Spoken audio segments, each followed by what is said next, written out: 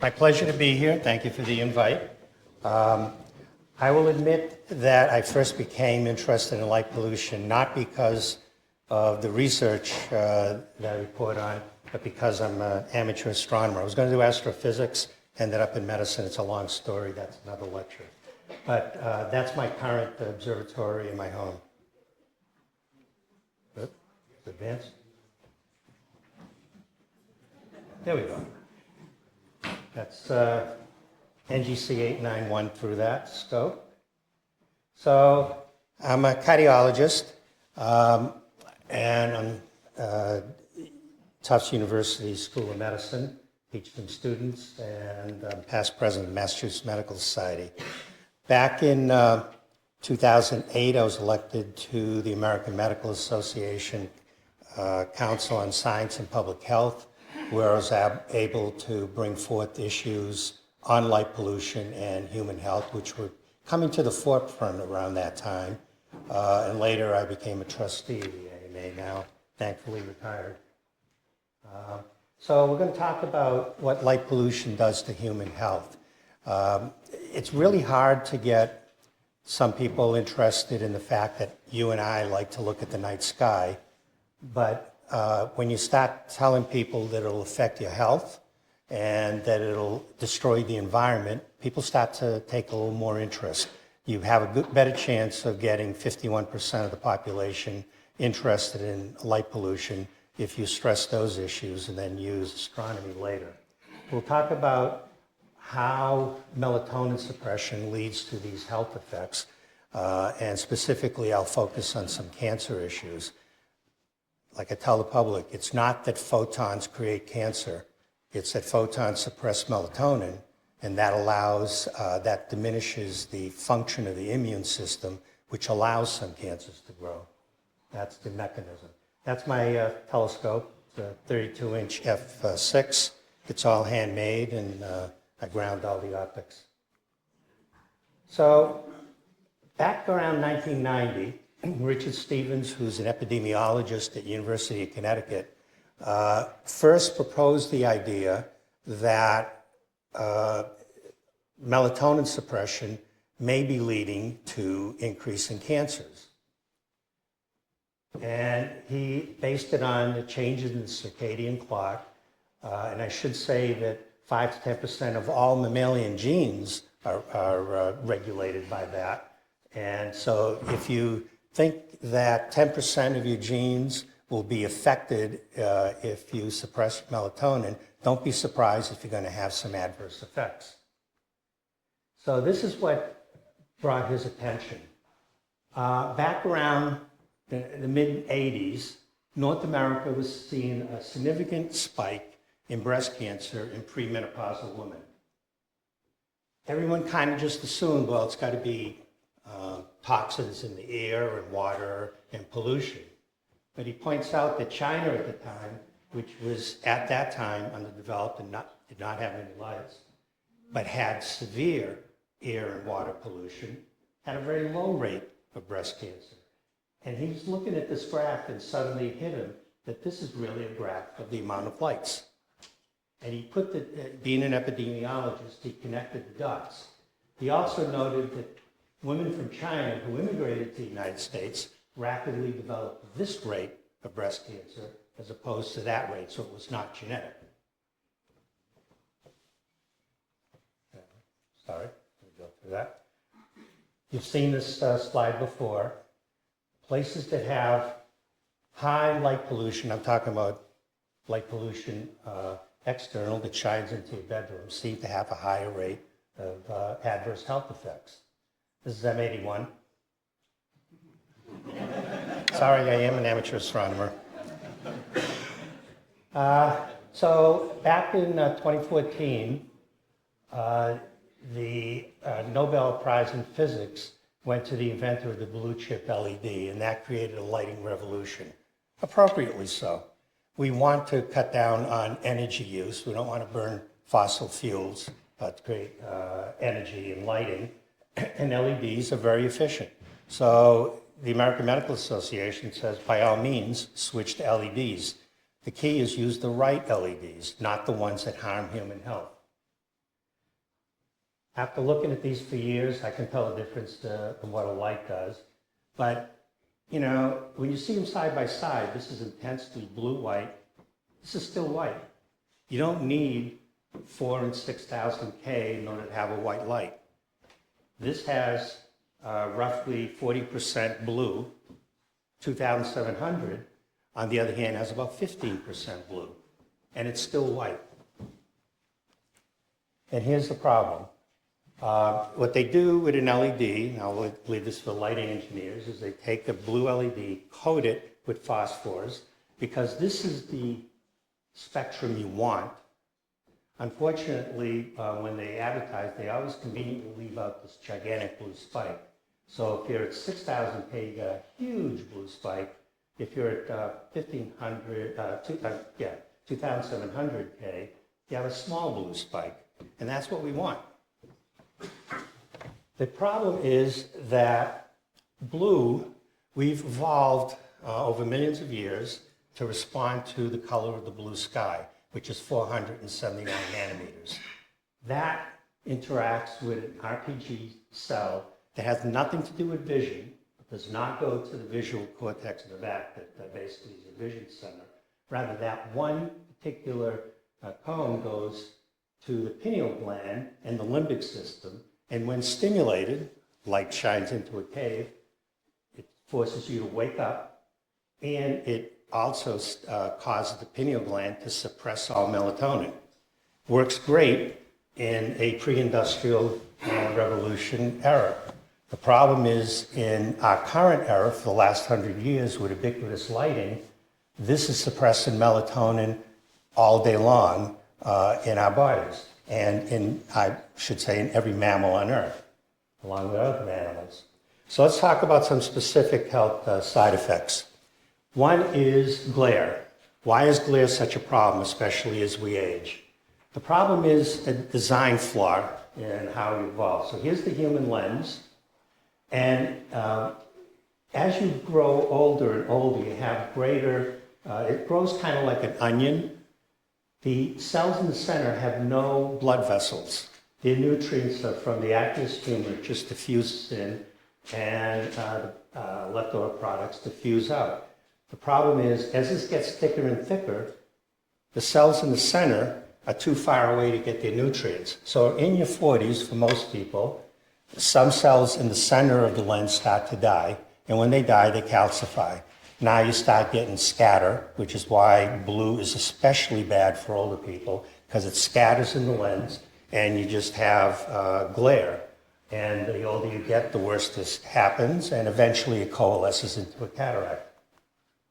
So this has been known for quite a long time. This is actually an old slide, but if you're 20 years old, it takes about 2,000 million landwidths to we call disability blind you. Age 60, about a third of that.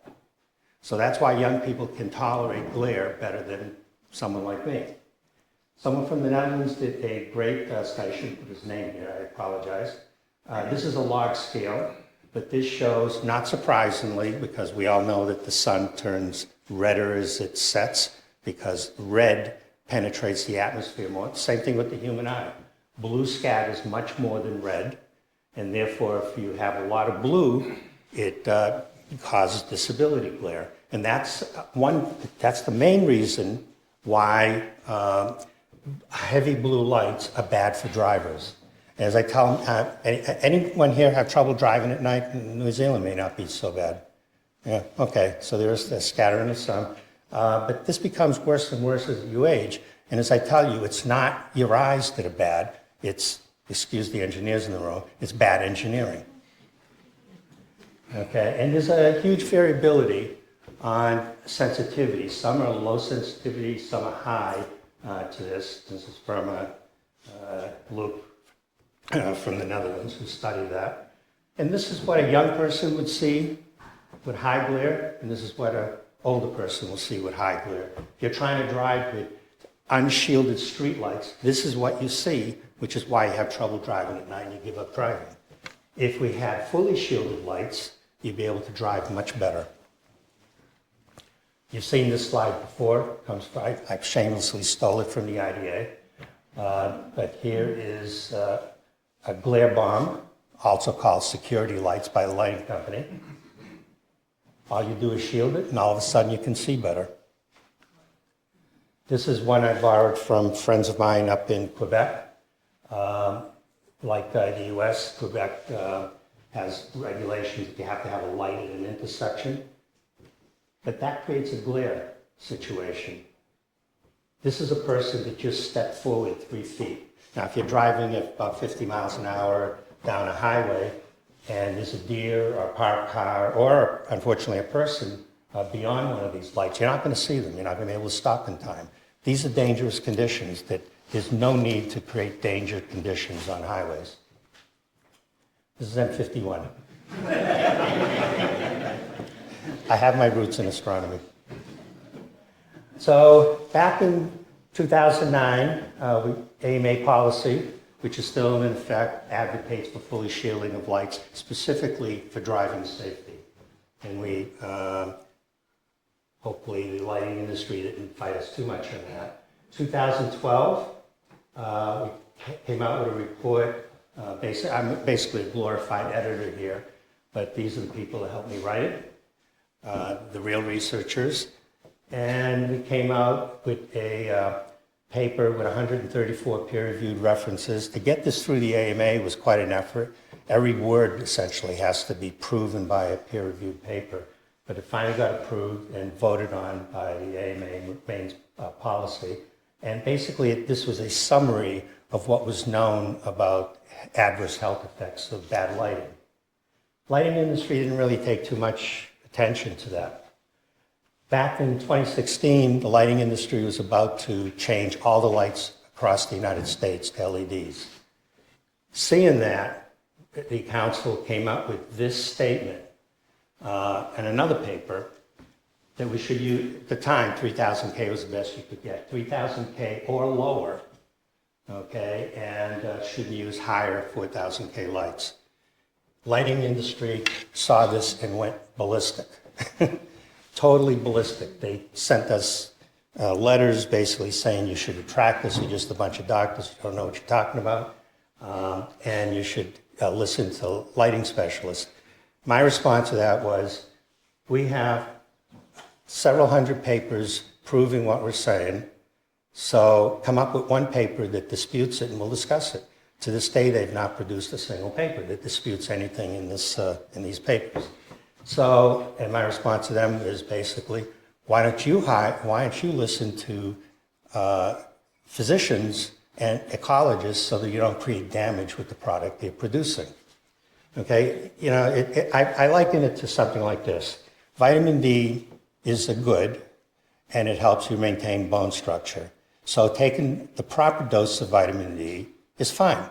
Taking mega doses actually harms you, can actually kill you. Same thing with lighting. The proper dose of lighting is perfectly fine at night.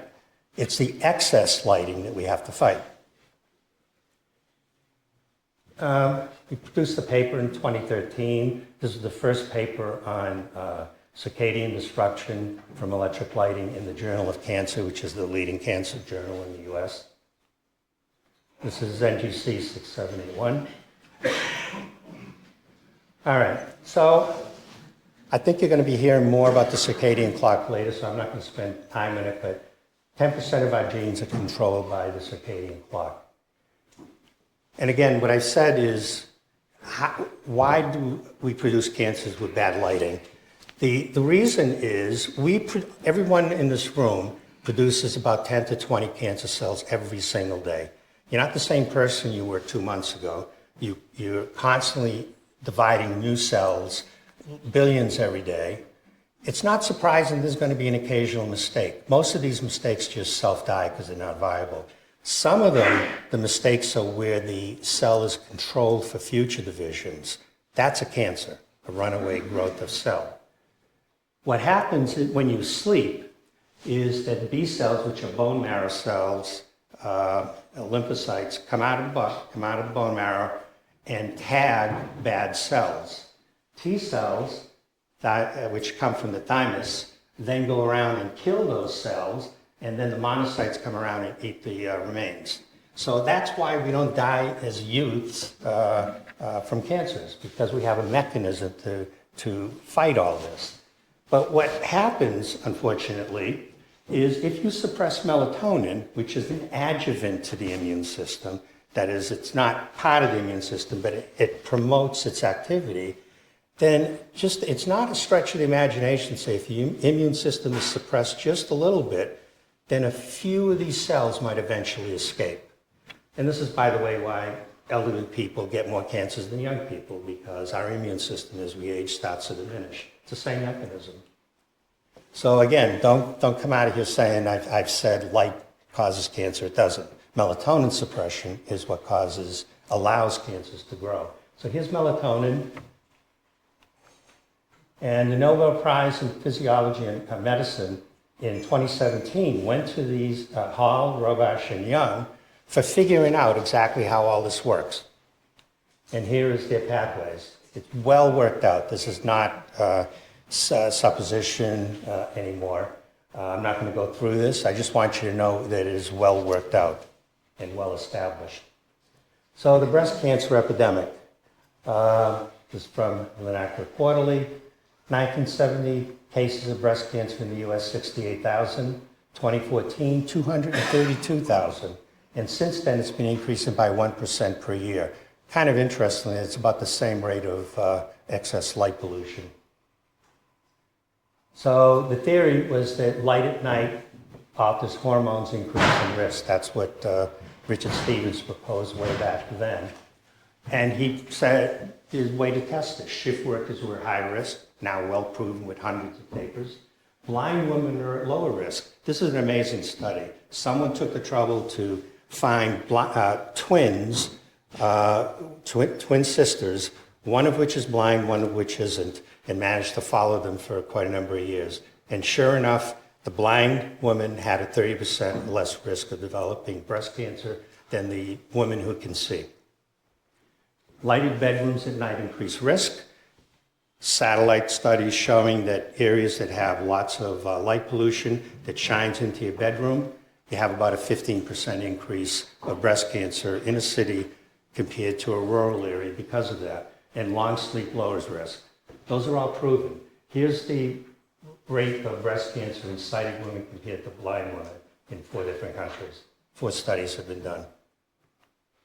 So light pollution and cancer. Clinical studies have demonstrated a significant association between artificial light at night and breast cancer, and a modest relationship between artificial light and other cancers, and I'll discuss that in a moment. So melatonin buffers the immune system. That's how it works. It's an adjuvant to the immune system. Melatonin, immune function and aging. As you age, unfortunately, the immune system diminishes, and melatonin adjuvant activity actually decreases. So immune system in cancer, there are multiple studies. I'm not asking you to read these. I just want you to know that literally you have hundreds and hundreds of studies all saying the same thing now. Okay, if you have 1 or 2 studies, accept skepticism. When you have hundreds of studies, it's no longer a supposition. I consider that proven science. This is the Veil Nebula. All right, so the number of studies have exploded in recent years, and 10,000 studies on circadian rhythm in cancer now. It's quite a robust literature.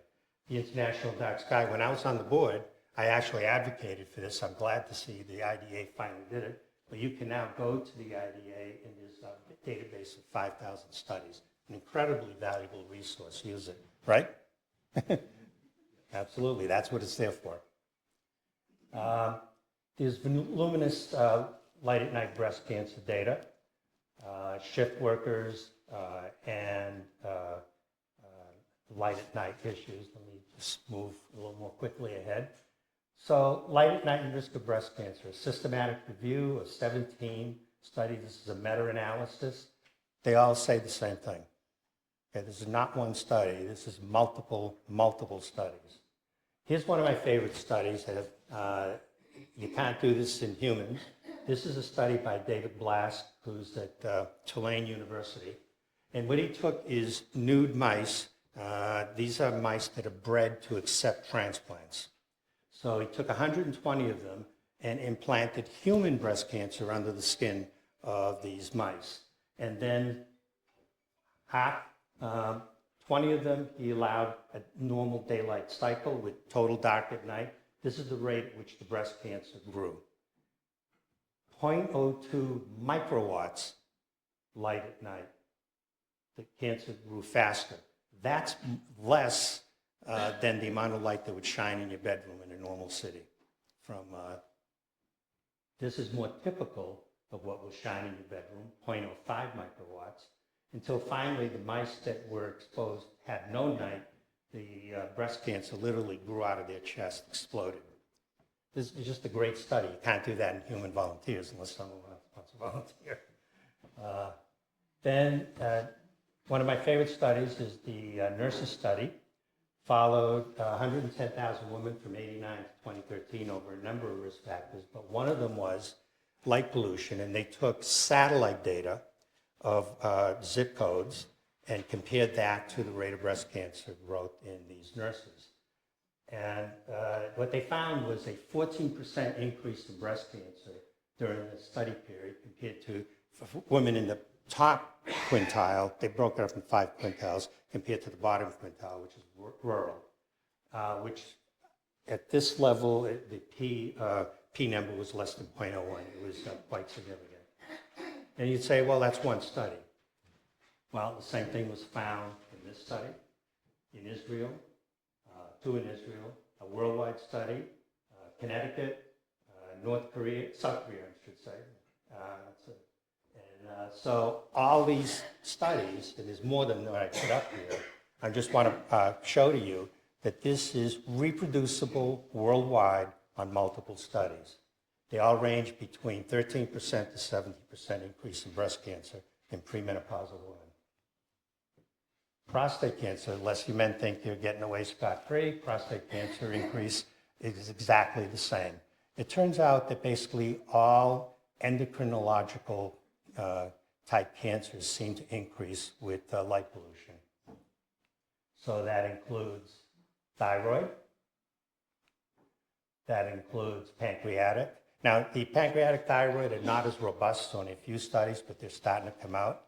But the breast cancer and the prostate cancer is an incredibly robust literature.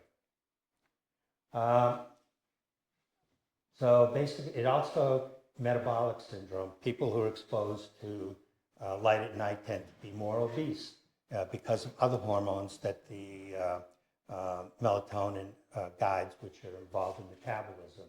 So here is a study from China just this year, and it showed, in fact, it hasn't been published yet, December 1st, and it shows that the metabolic syndrome increases. And if you have an increase in metabolic syndrome, you have an increase in obesity because of the influence on ghrelin, cortisol, and leptin. And diabetes, if you have an increase in obesity, don't be surprised if you don't have an increase in diabetes, which has been shown. And if you have an increase in that, you also have an increase in, well, that's more kind of metabolic disease, but you have an increase in hypertension, coronary disease, strokes. All those have shown to be increased. Again, the literature isn't as robust yet, but it's coming. Outdoor light at night increases risk of coronary heart disease. Light pollution is associated with Alzheimer's disease. This is fairly new, and it's probably related to metabolic syndrome, an increase in obesity and diabetes. But again, these studies are all coming out now. Artificial light outdoor linked to higher stroke risk. Now, I found one study with indoor light pollution, but I want to concentrate on the outdoor, but just to show that this study is out and others are coming for outdoor lights.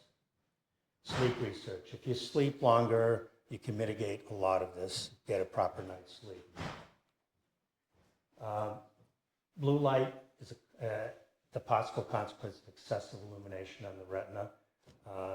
Intense blue light actually damages the retina over time, and you can have retinal degeneration due to excessive blue light. We should avoid that inside. But also say, well, what's that got to do with outdoors? Well, I think I can't control what you do in your own house. That's up to you and your own conscience and your own health habits. But we shouldn't use tax dollars to put up lights that actually harm health and damage the environment. Everything I say here is applicable to the environment as well. So white light LEDs cause macular degeneration over time. People who are exposed to lights have a higher rate of death over time compared to people who are not. This is my Trifid Nebula. Okay, so a lot of this has been summarized in Dark and Quiet Skies, I think it was mentioned earlier, and you can download that. I wrote a good part of that section on human health. And this paper just came out this month. John copied it for anyone who wants to read it. You can forget everything I said and just read this. It basically is my talk here. So questions?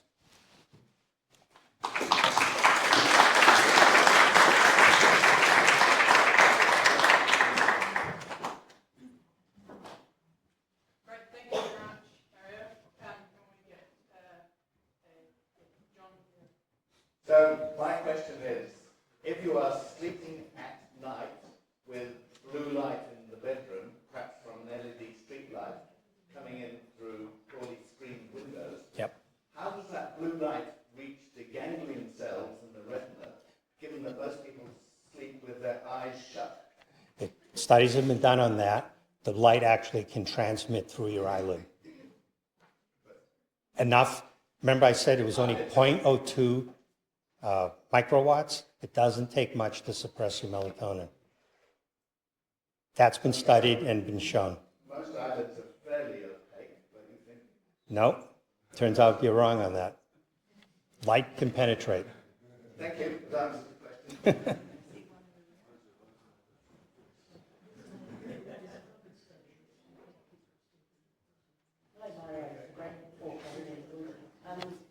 How about taking melatonin by mouth? Yeah, I should have said. I get asked that a lot. Unfortunately, melatonin you take by mouth penetrates poorly across the blood-brain barrier. So studies have been done trying to take extra melatonin, see if it prevents it. It doesn't. So you can't do that as prevention. In mega doses, some oncologists, there are several studies now where oncologists, as an adjuvant to the chemotherapy, will give mega doses of melatonin, and they get a better response. So there is something to it, but you got to do it in doses that are not safe for you to take normally.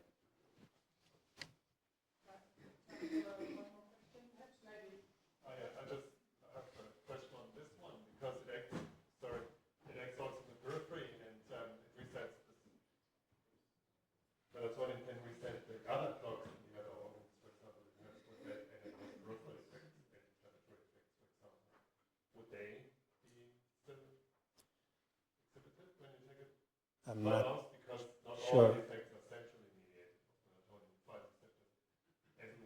Every organ has an internal clock, yes, but the master control is the pineal gland.